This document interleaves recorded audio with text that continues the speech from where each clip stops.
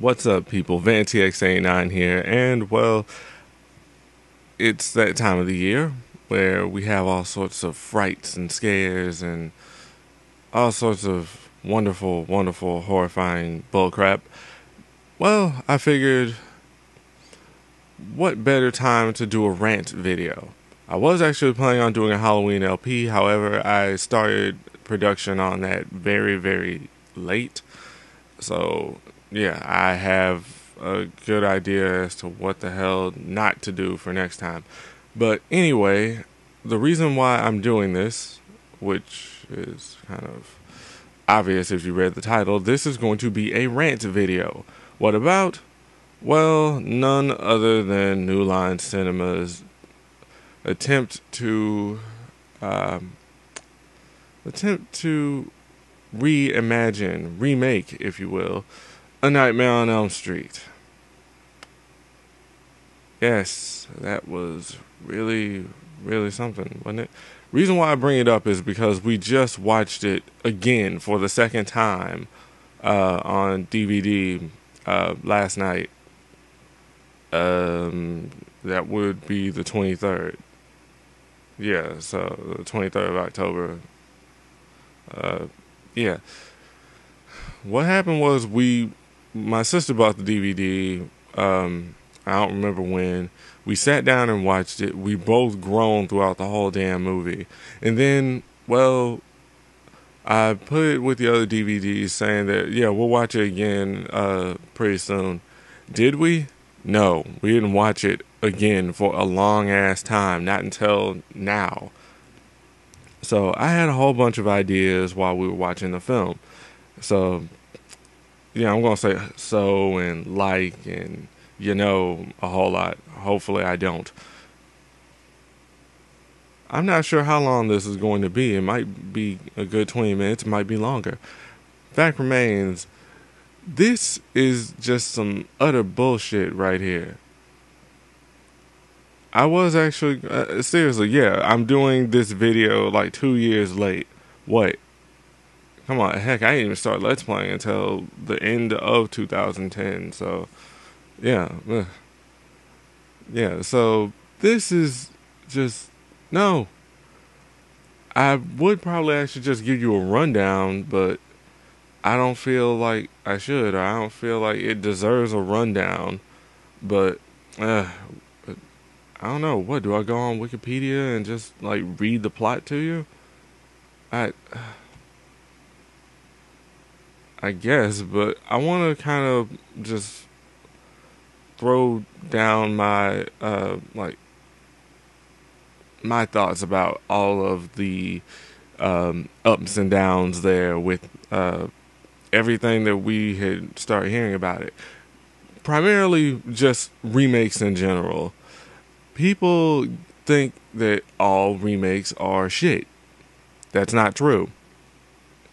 In fact, some of the best movies that were ever made, or at least some of the best movies that were around in like the past like 100 or 200 years, have actually been remakes. There's a whole bunch of movies that are remakes that you didn't know. I know I wouldn't normally use Cracked Cracked.com. I should specify, not Cracked. As if like I'm doing crack. I don't do drugs, damn it. But I wouldn't use Cracked.com as an official source for knowledge. But yeah, they even have a topic called like, I don't remember if it was like 20 movies or something that you didn't know were remakes. There's a lot of them. So, yeah, but what I'm trying to say is a reimagining, a reboot, or a remake, if you will, may actually be fairly decent. Not all of them can be that way, and not all of them can say that. Wanna know why? It suffers from the exact same problems that sequels have. Somebody came online on Skype. Uh, anyway, the fact is, there's like so much wrong with this movie that it doesn't make sense. Okay, there I go. And now I'm starting to do exactly what I was about to start ranting about. Jumping all over the damn place. Let me get back on the previous subject. And you guys know that I can ramble for a long time. Well, sequels. They like to be bigger. They like to be better. It's got to be more of a spectacle. There's got to be more blood. There's got to be more tits. There's got to be more swearing. There's got to be more kills. Why? Subtlety is an art form. And subtlety works.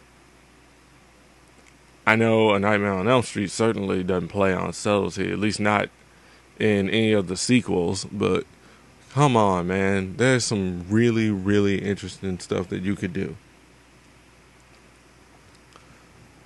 So, yeah. So, the remake, just, it doesn't... Of course, I'm going to say it doesn't live up to the hype. I was born in 1989. I grew up watching the entire Nightmare on Elm Street franchise in the 90s. As a kid. Yeah. And, well, Freddy Krueger scared the shit out of me.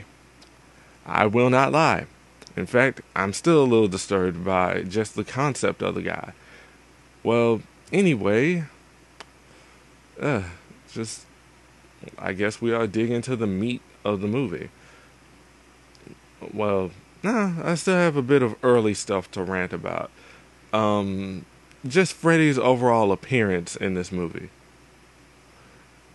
Yeah, they decided to actually make him really look like a burn victim. Krueger, played by Jackie Earle Haley, which a lot of like comic book movie fans and stuff would know him as Rorschach from the Watchmen movie. Yeah, so this guy's little. That was a lot of people's primary complaint, that he's too short. Freddy can be whatever the fuck he wants to be in the dream realm, right? He can make himself huge.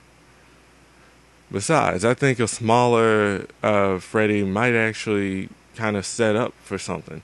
You know, big things come in small packages, and, well, yeah, you underestimate what he can do just by looking at his appearance. See? Kind of works out. You wouldn't think that somebody that damn little could actually cause so much massive damage on someone. The other thing, yeah, like I said, they try to make him look more like a real burn victim, which a lot of people complained about. Yeah, he kind of has like this odd appearance. He looks kind of cat-like. He's got like a cat-like face. If you ever saw Stephen King's Sleepwalkers, there's a movie that was made like hell before this generation was born. And, well, you know, there's creatures in that. They're like these cat demon creatures. And, well, you know, they go through various stages, you know, when they're morphing from their human form. Yeah, Animorph style, I guess. Well, actually, I wouldn't say Animorph style. It just... But still, these things look freaky. Now, the other thing that he could kind of look like is Dren from Spliced. Just really.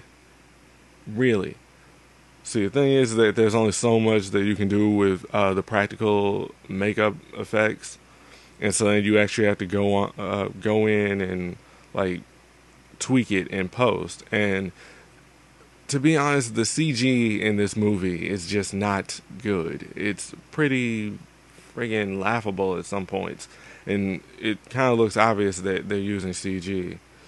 It's not as bad as like, you know, like the special effects in like the cheesy Z grade movies or whatever, you know, or like C horror films like Billy the Kid versus Dracula,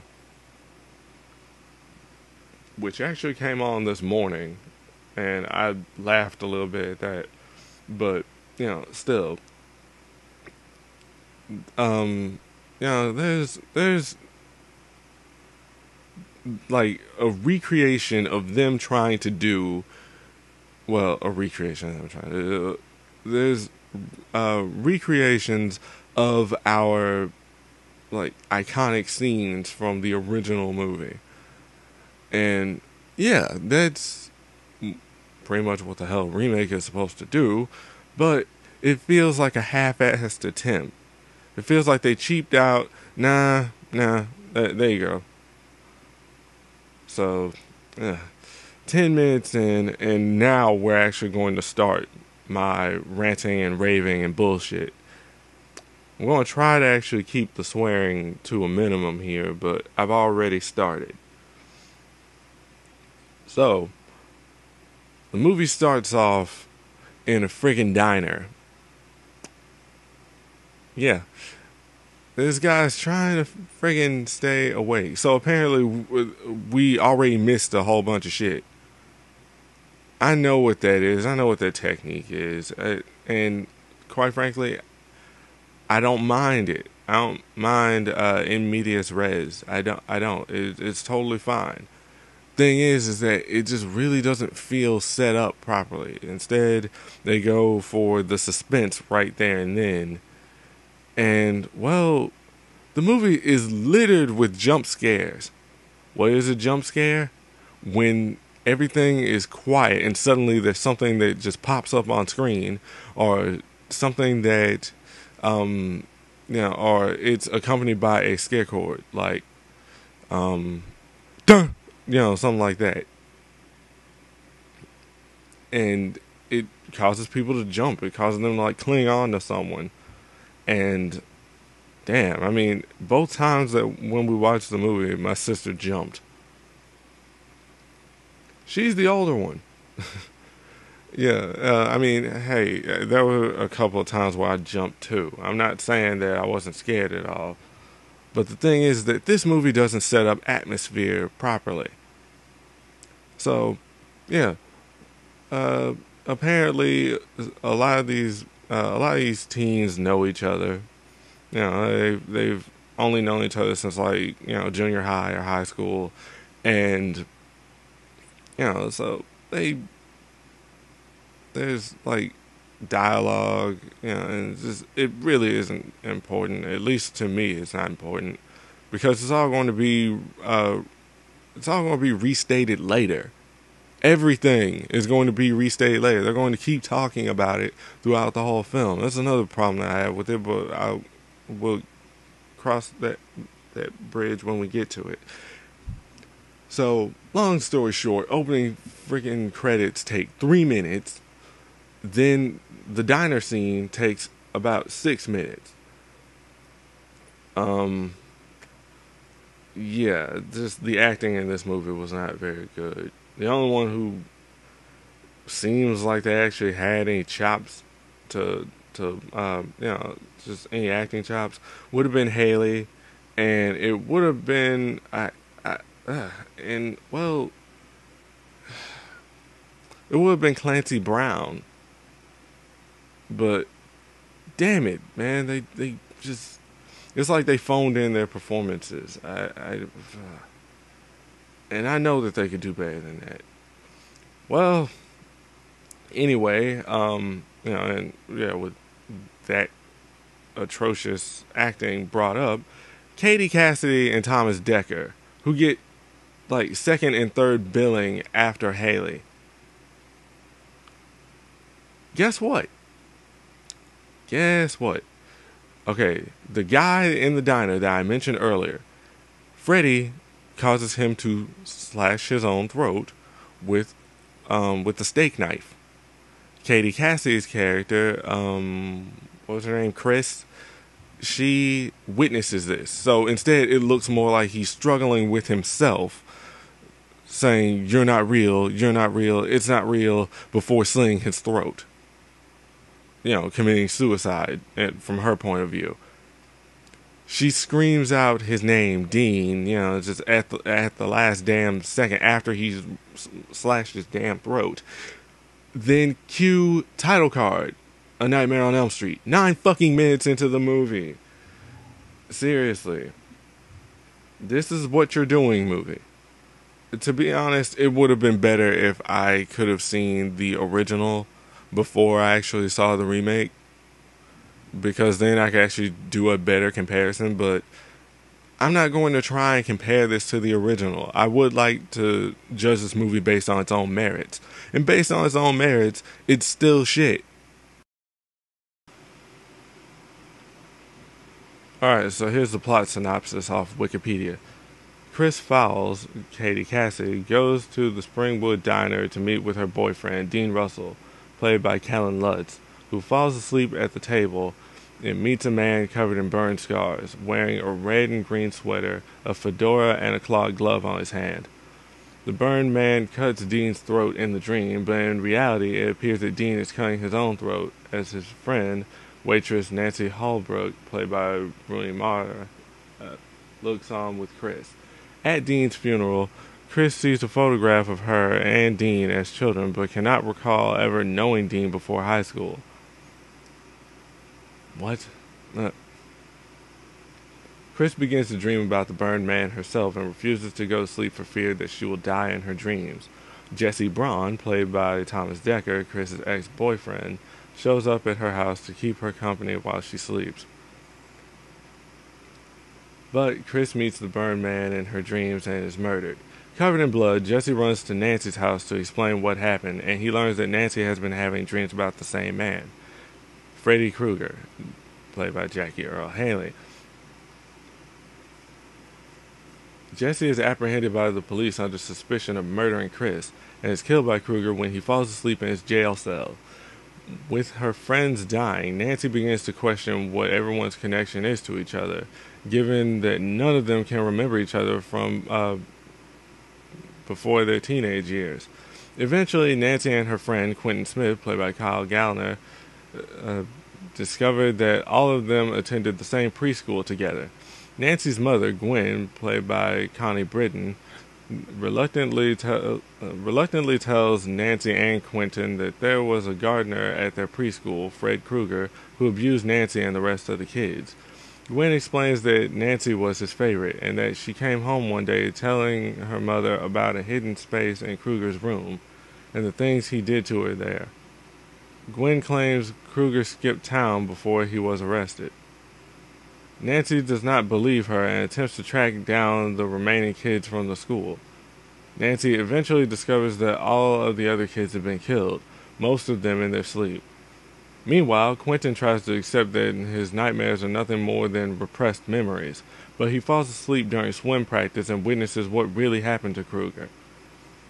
Quentin sees everyone's parents hunt down Krueger and then burn him alive. Quentin and Nancy confront Quentin's father, Alan Smith, played by Clancy Brown, about murdering Krueger with no evidence that he had committed any crime. Thus, Nancy and Quentin believe that Krueger wants revenge on them for lying as children. Would have been an interesting alternate concept, but you know how it is. But I digress. As a result of their insomnia, Nancy and Quentin begin sporadically dreaming while they are still awake. To try to stop Krueger, they decide to go to the preschool and learn what they can. On the way, Nancy falls asleep and is attacked by Krueger, but when Quentin wakes her up, they discover she has pulled a piece of Krueger's sweater out of the dream world into reality. How the fuck did that happen? I could swear that you couldn't see it. Quentin takes Nancy to the hospital for cuts on her arm. There, he steals some adrenaline and a syringe to help them stay awake. Nancy and Quentin eventually make it to the preschool. Quentin uncovers Krueger's hidden room and the evidence that proves Krueger was in fact abusing all of the children. They realize that Krueger actually wants revenge on them for telling the truth. Nancy decides the only way to end this is to pull Krueger out of their dreams and kill him in reality. Quentin tries to stay awake long enough to pull Nancy out of her dream when she has Krueger, but he falls asleep and is attacked. Krueger then goes after Nancy and explains that he intentionally left her for last so she would stay awake long enough that when she finally fell asleep, she would no longer be able to wake up. While Nancy struggles with Kruger, Quentin uses the adrenaline to wake up Nancy and pulls Kruger into reality. With Kruger distracted by Quentin, Nancy uses a broken paper cutter blade to cut Kruger's gloved hand off, and then slice his throat, which looked like a damn decapitation, but apparently it wasn't. Bookends, look at how the first death was and how his death is. Nice. Nancy and her mother return home from the hospital. Kruger suddenly appears in a mirror's reflection and kills Nancy's mother before pulling her body through the mirror while Nancy screams. And that's the end of the movie. Of course, with the ironic, fitting music that plays during the credits. So hopefully you kind of understand why I feel this is so damn sporadic. The movie is full of jump scares, tried to build atmosphere several times and failed. You know, you feel an impending sense of dread when you watch the originals. But it's not there. It doesn't feel like it's there, at least not for me. Excuse me. But it's just, a lot of people were mad because, oh man, Freddy doesn't joke.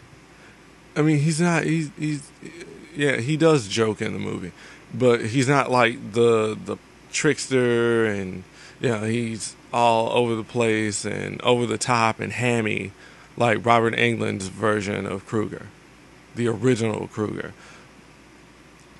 Instead, this one's more cold and cunning, and then he's sly. He starts saying corny one-liners every now and again. The wet dream joke comes to mind there. It's not where it should have been. You're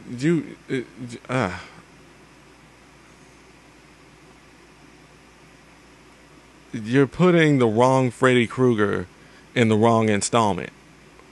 The over-the-top hammy Freddy Krueger, welcome to prime time, bitch, that kind of stuff. That happened in the later movies. The original movie was pretty much straight up. It was pretty much straightforward, flat-out, scary-ass atmosphere. This is the remake of the original movie. Why the hell would you ruin that atmosphere by having him be like that same over-the-top Freddy? Instead, I prefer a cold, calculating one. However, the schizophrenic atmosphere and filming just doesn't help. I assume that it's supposed to, like, the jumping, the like transitions from the real world, or what they presume to be the real world setting, into the boiler room, ends up becoming like kind of random. It's just boom. What? I assume that's supposed to go in with the paranoia and the sleep deprivation and stuff. So it's kind of supposed to have like that kind of psychological edge, I guess, if you were trying to do like a psychoanalysis, like I'm starting to do right now. I can't see it. Speaking of, it seems like he just ran and hid in that warehouse.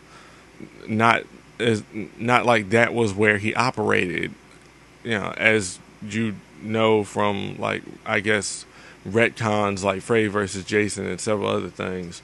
That's where he was actually killing the children and doing things to them. See, in the original movie, it's implied that Freddy molested the children. In this movie, it's pretty much outright told that that's what happened. And, when Quentin and Nancy find the photos, I'm thinking, okay, well, are we going to see them? No, we can't see them. Why? Why? Because if we did, that would get the film pulled for child pornography. But see, that's the thing. That makes it worse. You have to imagine what could be so terrible that Nancy starts crying when she actually looks at the photos and Quentin breaks down.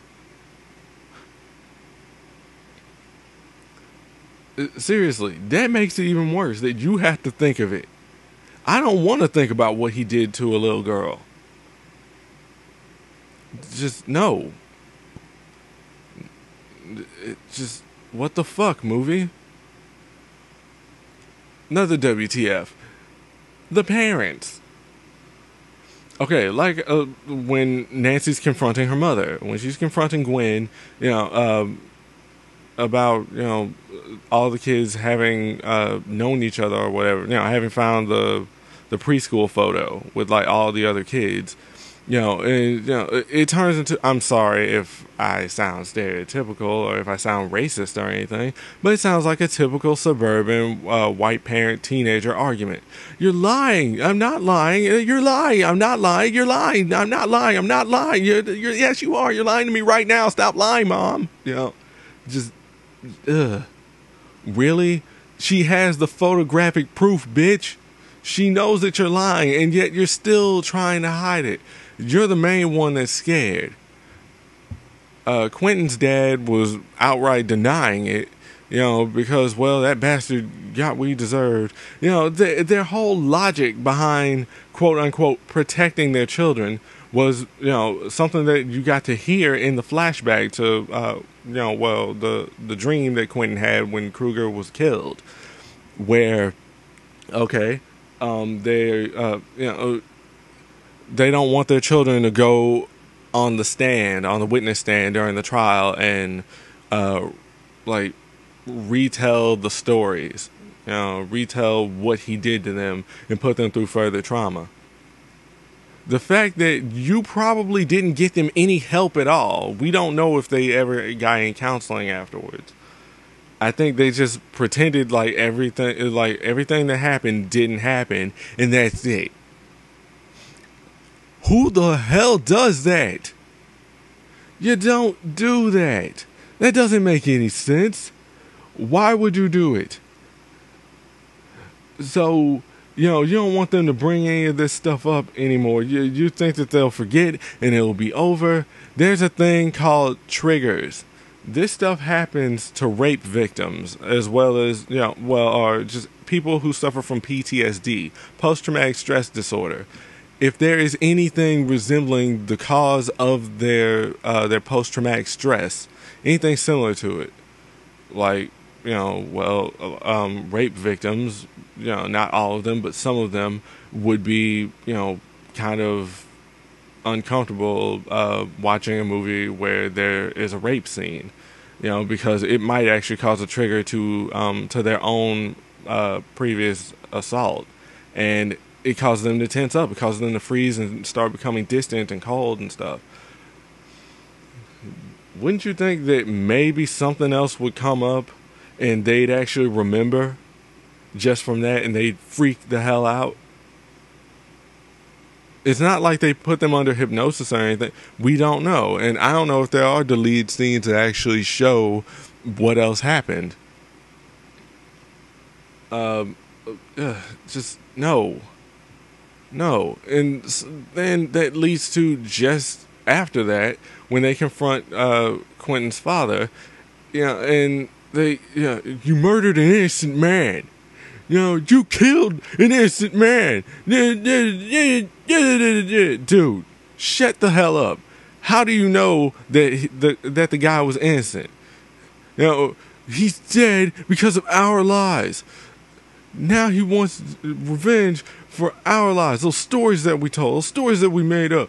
Blah, blah, blah. I wanted his character to die because of shit like that. That was absolutely annoying and stupid on your part. You have no fucking proof. When your dad told the truth about what happened, finally, at least he was willing to admit it. According to the flashbacks anyway, how the hell did Nancy end up with that freaking with those scratches on her back then? That's not from playing. What, was one of the little boys deciding to hit her with a stick or something?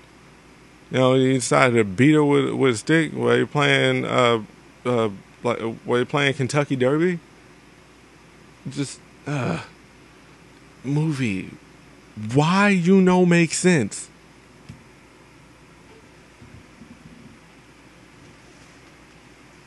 So then we have like an absurd amount of bullshit to go through with, you know, just this. I mean, just no.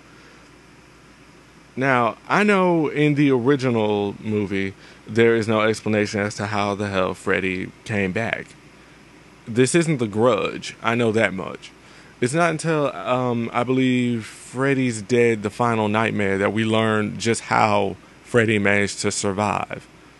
The second he died, or, well, not even the second he died, before he died, he went, there were these, like, worm things that like came out. They were like demons, I guess, and they told Freddy that he would be able to get revenge if he like gave his soul to them or something. If he agreed, he said yes. They entered him just as he died, and well, apparently that allowed him to come back as like this vengeful spirit thing. It gave him control over dreams. I have no idea what the hell they were supposed to be or how they work. Yeah, of course we weren't going to get that explanation in the remake. However, that would have been nice. I'm going to go on ahead and bring up Child's Play, another movie that is actually going through the process of being pinned, going through pre-production to be remade as well.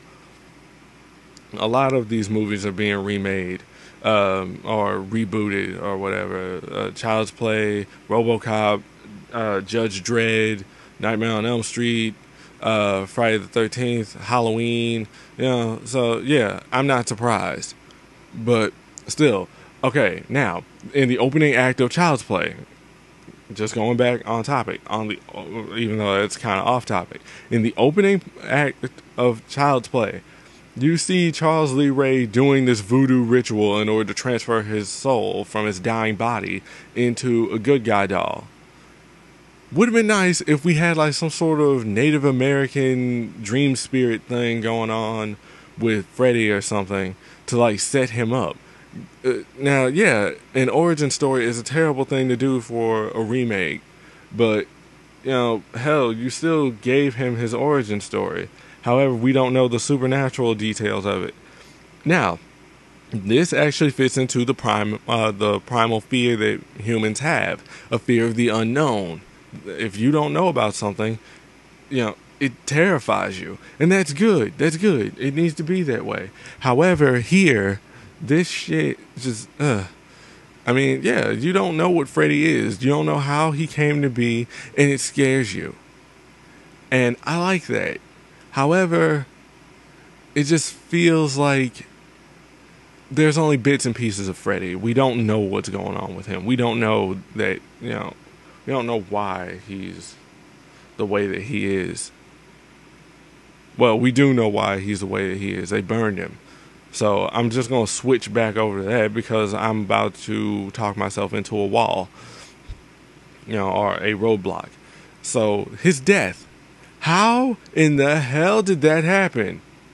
Okay, they lit a gas can, or makeshift Molotov cocktail, which in and of itself is makeshift. They threw it through the window of the warehouse or factory or whatever, and that fire spread quick.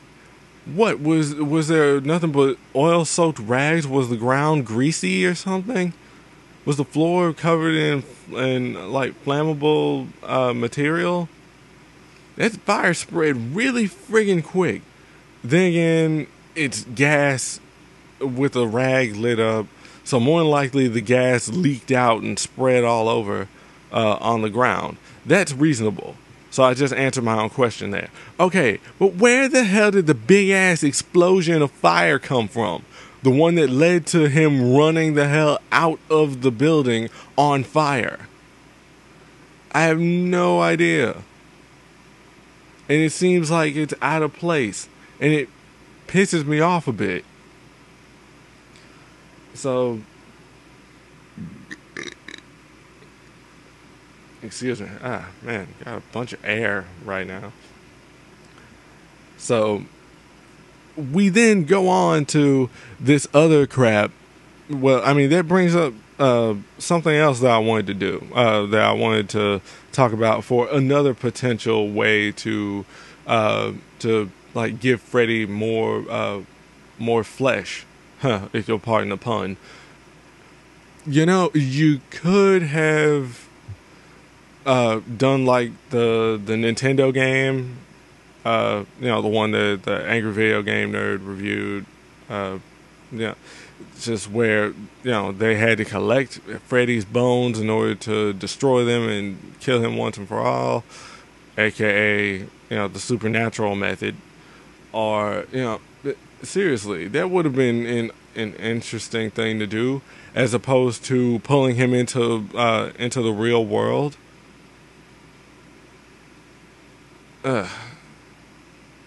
Which is followed by an ironic echo, if I can quote TV tropes, or if I can cite TV tropes.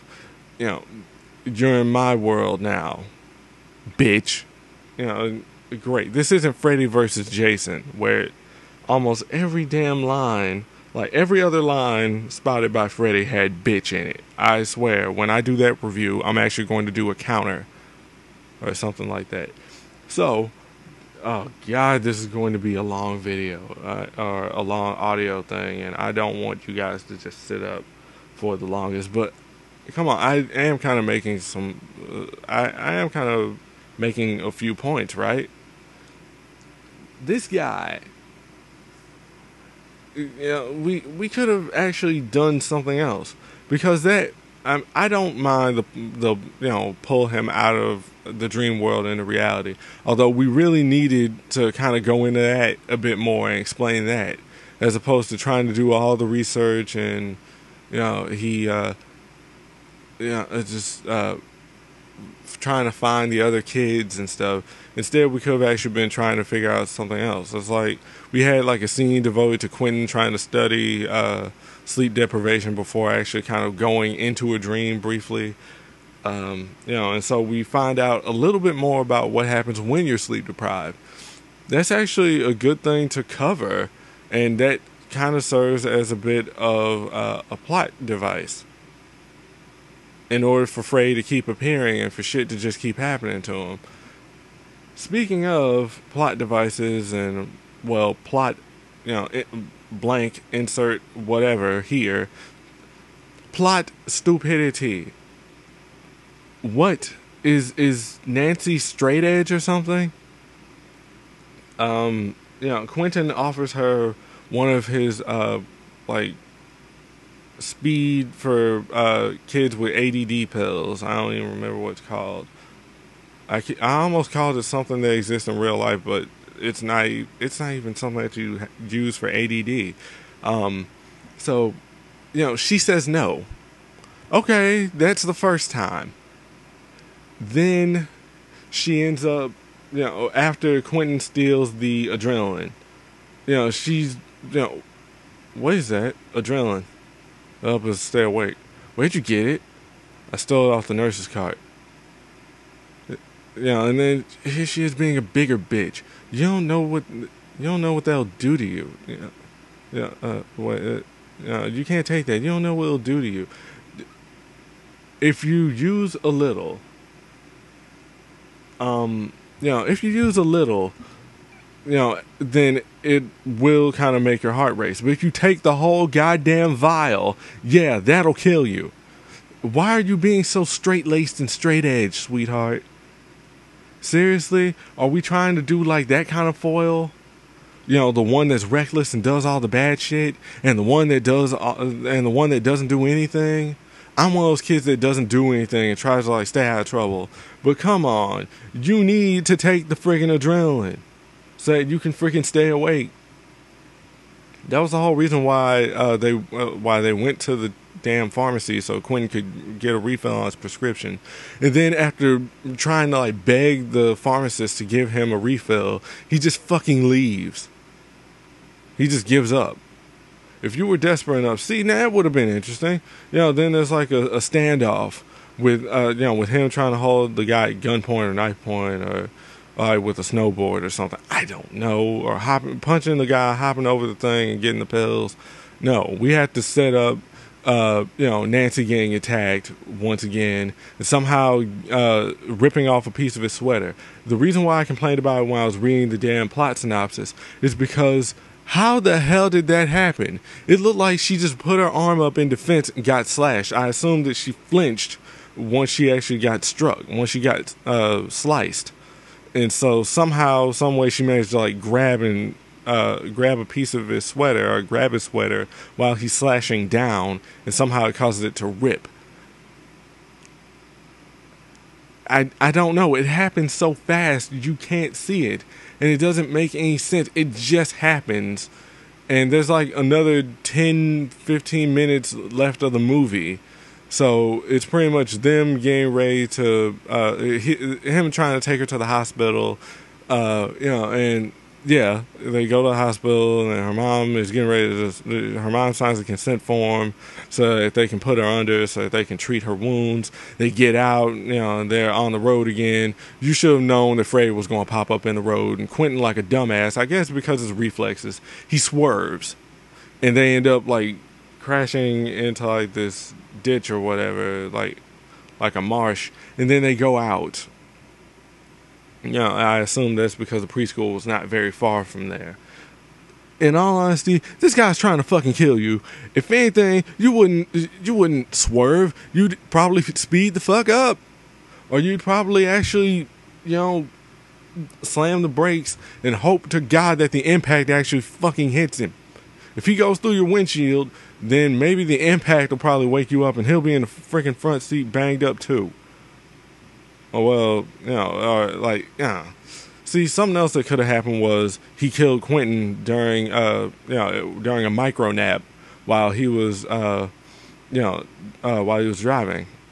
And then the car fishtails, Nancy ends up either dying instantly or she ends up in a coma. And then boom, oh shit, here we go. It's not until the later movies in the original franchise where people start learning that, oh, I can actually bend the dream realm to my will. Of course you can. It's your fucking dream. However, they don't think about that. I'm convinced in this movie that Freddy is a fucking dream bender. That's the only way that he could be able to do that. Wait, what? A dream bender? There's no such thing as a dream bender. I know.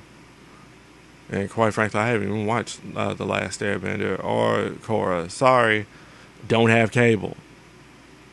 And my internet sucks, so I couldn't be able to stream it. Anyway, yeah, it's got to be it, because nobody tried to do anything yet. Then again, that's because that didn't happen in that movie yet. And in all honesty, as much as I'd abhor that movie, damn it, I want a sequel so that you can actually do it right. Considering the way the damn movie ended, there better be a fucking sequel. It better not be a remake of the second movie. It better launch into its own damn movie. That's what it better do. See, that's the problem. It tried to fill in some big ass shoes. Alright, we got this franchise, we got this kick-ass character. No, you were better off not doing a remake, but a reboot. In fact, that's practically what it is. I called it a reimagining. But, because, well, it's outright stated that he did things to the children, opposed to being implied in the original film. It's just really.